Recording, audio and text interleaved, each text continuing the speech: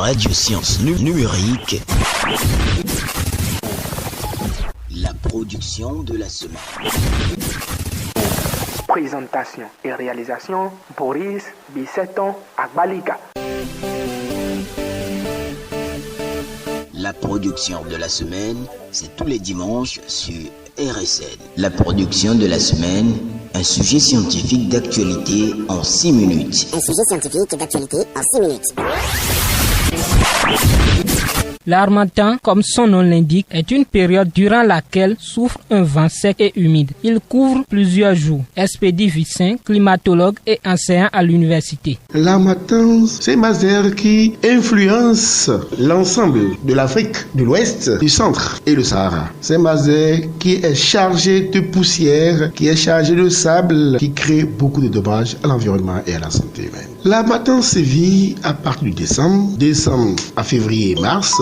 Donc nous en avons encore pour 2 mois, le mois de janvier et le mois de février. Ça peut s'étendre en mars, au début mars, avant que s'amorce la saison des pluies. Donc nous avons à subir encore pendant 2 mois. Ainsi défini, l'harmattan se prolonge sur une période donnée. Celle-ci va du début novembre au début janvier ou de mi-novembre jusqu'en mars selon les régions. Ibouraïma Yabi, climatologue. Les régions situées au nord, déjà fin novembre, début décembre, sont déjà concernées. Alors qu'au sud il faut attendre mi-décembre, fin décembre, pour janvier. Et donc la période d'harmattan est plus écoutée au sud ici, alors qu'au nord, elle paraît un peu longue parce que non seulement elle arrive tard au sud, mais elle se retire plus tôt, alors qu'au nord, elle arrive plus tôt et se retire plus tard. Ce qui fait que la période est allongée au nord, contrairement au sud ici où elle est limitée. Ensuite, il faut préciser que comme nous sommes en milieu côtier, donc proche de la mer, la présence de la mer a tenu un peu l'effet de l'harmattan pour les régions situées au sud. Ce vent violent ne se manifeste pas uniquement au Bénin. Il souffle surtout et beaucoup plus dans les régions du Sahel. Expédie Vicin de nouveau. L'harmattan influence non seulement le Bénin, mais également l'Afrique de l'Ouest. Je prends le Niger, le Burkina Faso, le Mali, parce que c'est une masse qui quitte le Sahara, qui est chargée de sable, de poussière, que nous appelons souvent l'Alizé continentale en climatologie. Donc, ce n'est pas une masse d'air qui n'influence que le Bénin,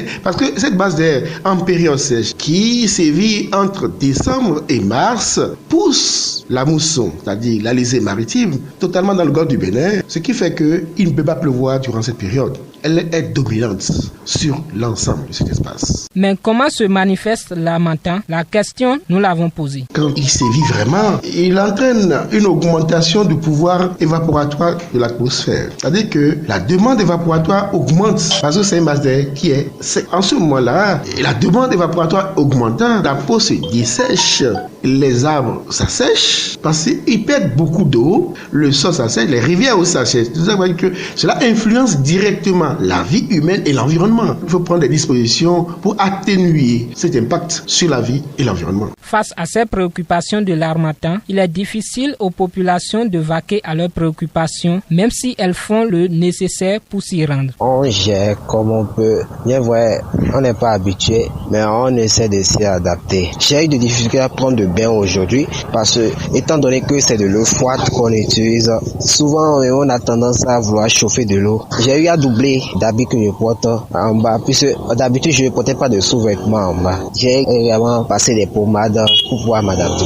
Particulièrement difficile, surtout aujourd'hui, je ne sais pas comment les choses se sont accélérées pour me doucher, pour venir sur le campus maintenant, c'est un problème. Plusieurs particules sont constituées dans la poussière provoquée par l'harmattan. Ces particules sont souvent séquelles de plusieurs maladies sur la santé humaine. Dr Isaac Huingbe, médecin généraliste, énumère. L'harmattan a un climat particulier qui est favorable à la survenue d'un grand nombre d'affections, les unes aussi graves que les autres. Il faut dire que la poussière de l'harmattan se compose de particules végétales, de particules animales, de microbes, de virus, de parasites, de champignons microscopiques. Donc on constate pendant ce temps que la peau devient sèche, les muqueuses buccales se fendillent, les narines se dessèchent, les efforts de toux et pour se moucher traumatisent les vaisseaux et les font saigner. Il est courant de voir les traces de sang dans les crachats et dans la morve. Les maladies qui sévissent pendant l'harmattan les plus fréquentes sont la grippe, la méningite, la pneumonie, l'asthme, la bronchite et la tuberculose. Outre ces principales maladies, vous avez d'autres catégories de malades qui sont concernées par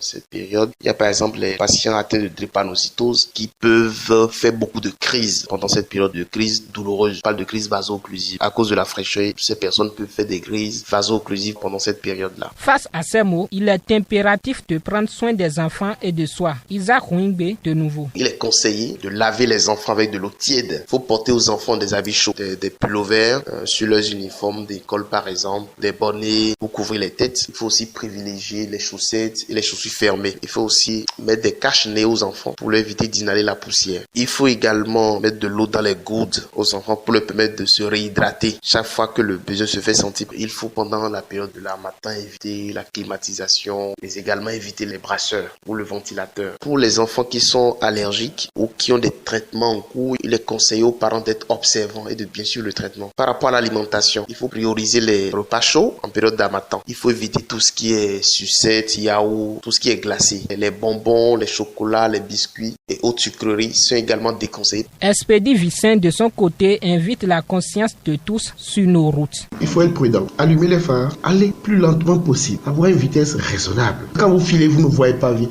On n'est pas attentif à ce qui va arriver. Donc quand on n'a pas une bonne visibilité, on va lentement. Et on met les phares de manière à augmenter la visibilité et aussi être très prudent et attentif. Étant une surface évaporante qui émet de l'humidité, la mer atténue un peu plus la sécheresse de l'harmattan. Ceci fait que ce vent sec du nord sévit moins dans les régions du sud que dans celles situées au nord. Ce sera donc tout pour ce numéro de votre production de la semaine. Merci à tout et chacun de vous de l'avoir suivi. Rendez-vous donc le week-end prochain pour un nouvel épisode de votre production sur un fait scientifique d'actualité. D'ici là, portez-vous très bien. Au revoir.